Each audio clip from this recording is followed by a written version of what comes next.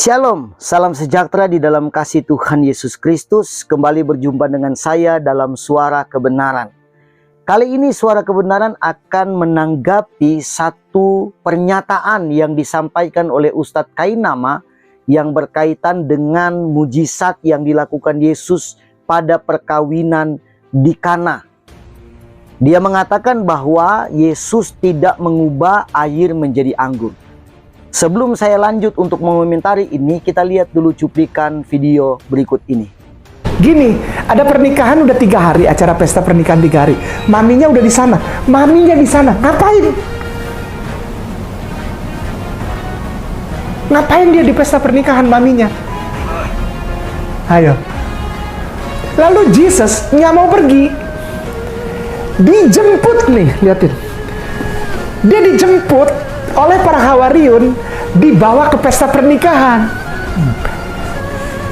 Kalau tamu, kok tamu dijemput? Dia tamu atau apa? Hati-hati kalau baca Bible. Jesus tidak pernah rubah air jadi anggur, karena dia tahu mabok itu dosa. Dari apa yang disampaikan oleh Ustadz Kainama ini, ada beberapa poin yang ingin saya komentarin di sana, atau bisa dikatakan saya klarifikasi karena ini berkaitan dengan kebenaran Alkitab, kebenaran firman Tuhan. Yang pertama, dia mengatakan bahwa pesta perkawinan di Kana itu dilakukan selama 3 hari 3 malam. Saya tidak mengerti apa yang dimaksudkan oleh Ustadz ini, oleh Kainama ini, kenapa dia mencoba untuk membangun narasi bahwa pesta itu dilakukan 3 hari 3 malam. Karena dia tidak jelas menjelaskan pada video itu. Cuman bilang ya mereka melakukannya 3 hari 3 malam, 3 hari 3 malam. Saya nggak mengerti apa maksudnya. Apakah mungkin dia mau mengarahkan mereka sudah mabok-mabok selama 3 hari 3 malam. Tapi kenapa dia mengatakan begitu?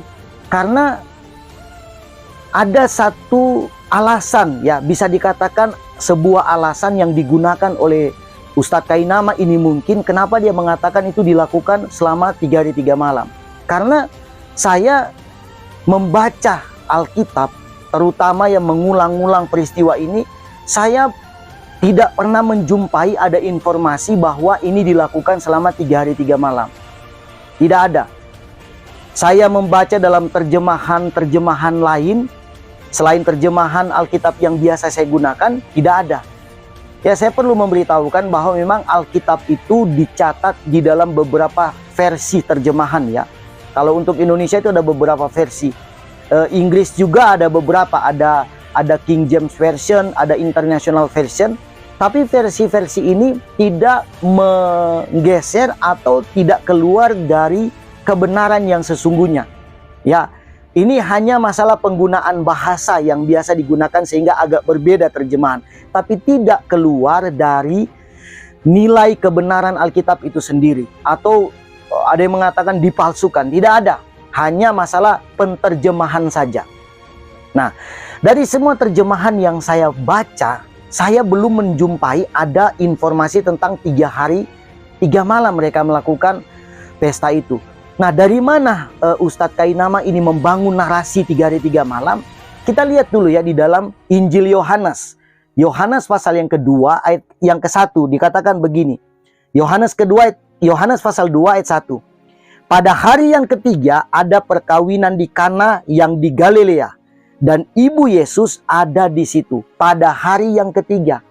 Jadi kemungkinan Ustadz ini menerjemahkan istilah pada hari yang ketiga itu adalah 3 hari 3 malam mereka melakukan perkawinan di Kana. Meskipun tidak begitu penting untuk mengomentari ini, tapi ini juga perlu untuk disampaikan dari mana dia mendapatkan informasi tentang 3 hari 3 malam itu. Oh, mungkin dari ini yang tadi ya, pada hari yang ketiga ada perkawinan di Kana. Nah, pernyataan ini tidak merujuk atau tidak menuju kepada yang namanya 3 hari 3 malam. Tapi pernyataan ini merujuk kepada apa yang dilakukan Yesus. Kenapa dikatakan pada hari yang ketiga? Pada hari yang ketiga itu kenapa? Nah, kita harus lihat pada pasal yang pertama. Pasal yang pertama itu Yesus sudah melakukan pelayanan di Galilea. Karena ini kan diasumsikan atau dalam tafsiran mengatakan bahwa ini adalah awal pelayanan yang dilakukan oleh Yesus. Sehingga pada hari pertama dia melakukan pelayanan di Galilea, kemudian hari yang kedua juga dia melakukan pelayanan di Galilea, dan hari yang ketiga Yesus diundang pada perjamuan kawin di Kana. Kana itu adalah sebuah kota kecil atau mungkin desa begitu yang tidak jauh dari Galilea. Tidak jauh, ya mungkin dia di agak keluar sedikit dari Galilea, tapi tidak begitu jauh. Sehingga Yesus bisa menghadiri undangan perkawinan di Kana itu. Nah, pertanyaannya, kenapa Yesus dan ibu Yesus ada pada perkawinan di Kana? Kenapa? Ustadz Kainama mengatakan, bertanya, kenapa bisa ibu Yesus ada di situ? Ya kan, kalau saya juga jawabannya lainnya gini, apa urusan denganmu juga gitu kan?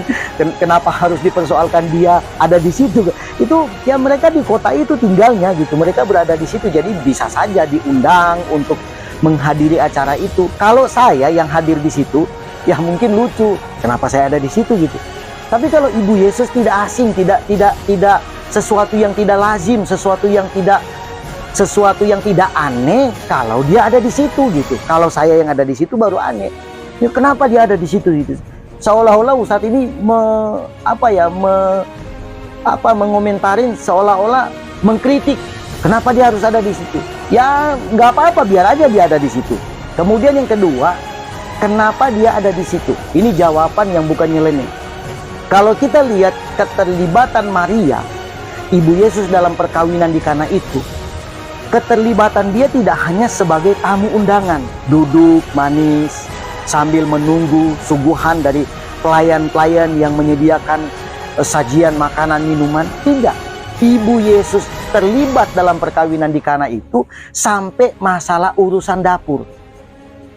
Karena kan dalam ayat ini dijelaskan ketika kehabisan anggur, ibu Yesus datang kepada Yesus lalu ngomong, habis anggur di belakang. Artinya ibu Yesus ada di dapur.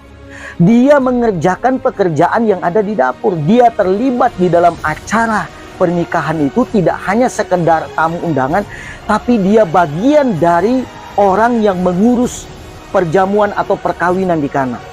Nah, jadi ada dua kemungkinan. Tapi yang saya temukan di dalam tafsiran, kemungkinan Yesus itu atau ibu Yesus adalah terkait keluarga dengan yang melakukan pesta. Kalau dia keluarga, ya wajar dong dia ada di situ. Dia datang dan dia membantu untuk melakukan, mengatur, menata semua perkawinan itu. Sehingga ketika kehabisan anggur, dia datang kepada Yesus. Nah, Yesus pun ada di situ. Kenapa Yesus datang sampai dia diundang, dijemput? Nah, ini kata jemput ini juga saya tidak menemukan di dalam Alkitab nih. Yesus sampai dijemput loh. Pakai pesawat atau pakai kereta api atau pakai mobil Mercedes-Benz atau Innova. Dijemput. Tidak ditulis di sini dijemput. Cuma memang dikatakan begini, pada hari yang ketiga ada perkawinan di Kana yang di Galilea dan ibu Yesus ada di situ. Yesus dan murid-muridnya diundang juga ke perkawinan itu. Diundang. Ya diundang kan mungkin bisa dari informasi dari mulut ke mulut atau mungkin bentuk surat, ya kita nggak tahu ya apa mekanisme zaman itu kalau mengundang orang tuh gimana caranya. Disuruh orang mungkin datang, undang aja gitu, disuruh datang gitu. Ya soal dijemput ya, tapi nggak masalah juga ya, kalaupun dijemput ya apa masalahnya gitu ya, tidak ada masalah gitu. Dan yang berikut yang perlu untuk dikomentarin adalah Yesus tidak melakukan mujizat mengubah air menjadi anggur, karena Yesus, Alkitab tidak mungkin mengajarkan orang mabok. Nah ini yang perlu untuk diluruskan, diluruskan. Kenapa? Ingat, karena saya sudah juga pernah mendengarkan satu cuplikan video bahwa gereja mengajarkan orang mabuk-mabuk karena ada perjamuan suci di gereja. Jadi perjamuan suci yang biasa dilakukan di gereja itu diasumsikan mabuk-mabuk. Nah ini diluruskan. Jangan sampai pemahaman liar ini berkembang dan membuat banyak orang percaya dan menuduh bahwa orang Kristen itu secara sengaja mengajarkan mabuk-mabuk bahkan di gereja. Ingat, perjamuan kawin di Kana menggunakan anggur adalah budaya dan adat istiadat orang Yahudi. Mereka melakukan perjamuan kawin pasti ada anggur. Tapi anggur yang digunakan untuk perjamuan kawin ataupun Paskah bagi orang Yahudi adalah anggur yang tidak difermentasi atau anggur yang tidak bercampur dengan bahan yang sifatnya alkohol. Tidak. Dalam perjanjian lama di Alkitab begitu banyak menjelaskan turunan hukum Taurat itu mengatakan bahwa roti dan anggur yang akan digunakan dalam perjamuan Paskah, dalam perjamuan apapun tidak boleh menggunakan ragi. Ragi itu di dalam Alkitab, ragi itu jenis bahan kue ya. Kalau kita bikin kue pasti taruh ragi. Tidak boleh memberikan bahan ragi supaya tidak menjadi kekejian dan kenajisan bagi Allah. Artinya itu najis, tidak boleh dilakukan. Sehingga roti dan anggur yang mereka gunakan itu adalah roti dan anggur yang tidak difermentasi. Kalau anggur masih sari buah anggur. Jadi anggur yang dipetik kemudian diperas sarinya, dan itulah yang diminum oleh mereka sebagai minuman dalam pesta perjamuan. Jadi kalau Yesus mengubah air menjadi anggur, tidak ada kaitan dengan mabuk-mabukan. Bukan anggur yang dicampur dengan minuman keras. Itu pendekatan Alkitab dan teologi. Kalau kita melakukan pendekatan logis, logika, bagaimana mungkin mujizat yang dilakukan Yesus mengubah air menjadi anggur mengarah kepada anggur minuman keras? Karena anggur minuman keras itu butuh proses. Nggak ada yang pas dipetik dari pohonnya anggur, lalu diperah sarinya, lalu tiba-tiba jadi minuman keras. Nggak ada. Selalu pasti melalui proses fermentasi yang saya sampaikan tadi. Nah, kalau misalkan Yesus mengubah itu menjadi anggur, masih anggur murni ya, anggur, sari anggur yang manis, untuk membuat dia menjadi minuman keras butuh waktu yang lama, bukan singkat. Sementara pesta itu mendadak, hari itu sudah dibutuhkan, detik itu juga sudah habis nih. Begitu diubah menjadi anggur, maka langsung dibagikan kepada tamu pengunjung yang ada. Tidak ada waktu untuk memfermentasinya. Jadi bagaimana mungkin logika ini dibangun untuk melumpuhkan atau untuk menyerang Alkitab itu sendiri? Ya kan? Ustadz Kainama mengatakan begini, makanya kalau baca Alkitab itu harus hati-hati katanya. Saya berikan pesan, kalau baca Alkitab harus lengkap. Jangan hanya comot satu ayat lalu dijelaskan. Ini punya keterkaitan. Pasal 2 saja sampai selesai pasal 2 itu punya keterkaitan, punya hubungan. Pasal 2 saja. Di belakangnya pasal 2 ada pasal 1 ada hubungan. Di depan pasal 2 ada pasal 3 ada hubungan. Dan semua itu berkaitan ini. Jadi kalau kita mau melihat satu kasus di dalam Alkitab, tidak boleh melihat hanya dari satu sudut pandang atau dari satu ayat saja. Kita harus lihat dari semua, baik secara teks, kontekstual, konteks, ya dari secara teks, secara konteks itu harus dilihat. Sejarahnya apa, budayanya apa. Karena Alkitab ini syarat dengan budaya, syarat dengan teks, konteks, dan sebagainya. Budaya Yahudi, mereka tidak minum minuman anggur. Dilarang sejak dari zaman perjanjian lama. Nggak boleh mabuk-mabukan, nggak boleh minum minuman keras. Itu dilarang oleh Allah dalam perjanjian lama. Jadi tidak mungkin mereka menggunakan anggur yang beralkohol. Sehingga pernyataan ini sekaligus membantah apa yang dikatakan oleh ustadz yang lainnya. Dalam hal ini ada Ustadz Ipung yang mengatakan begini, oh mereka diajarkan di gereja, dibagi-bagikan perjamuan. Jadi mabuk-mabukan, sementara kami tidak. Jadi mereka melawan firman Tuhan. Jadi dia mengasumsikan bahwa kita melakukan perjamuan suci di gereja setiap sebulan sekali atau pada waktu Paskah, itu seolah-olah mengarah kepada tindakan mabuk-mabukan. Nah ini yang saya maksudkan ya. Jadi kebenaran-kebenaran seperti ini yang perlu kita suarakan untuk mengklarifikasi kesalahan-kesalahan, gagal paham, dan penyelewengan-penyelewengan kebenaran yang dilakukan oleh orang lain. Dalam hal ini terutama Ustadz Kainama.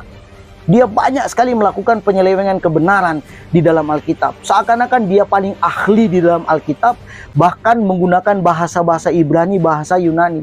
Ada satu dia mencoba untuk menerjemahkan bahasa Ibrani, saya coba untuk lihat, susah dimengerti gitu. Ini ngomongnya apa gitu. Bahasanya aneh gitu. Aksennya juga aneh. Tapi ya udahlah, itu dia kan ya sudahlah, dia memang sudah dikenal dengan ya hobi manipulatif bahasa dan sejarah khusus untuk Alkitab. Nah, demikian penjelasan saya, dan mudah-mudahan kita bisa menyuarakan kebenaran ini kepada banyak orang. Bisa teman-teman untuk sharekan video ini dan sampaikan kepada orang. Mungkin kalau nonton, saya kasih video yang sudah ditonton tadi, yang pernyataan dari Ustadz Kainama. Jadi saya bukan ngarang-ngarang cerita ya, ini benar, saya mencoba untuk mengomentarin apa yang disampaikan beliau. Coba di-sharekan ke teman-teman semua apa yang saya jelaskan ini. Sesungguhnya apa yang dikatakan oleh Kainama itu adalah sesuatu yang tidak benar.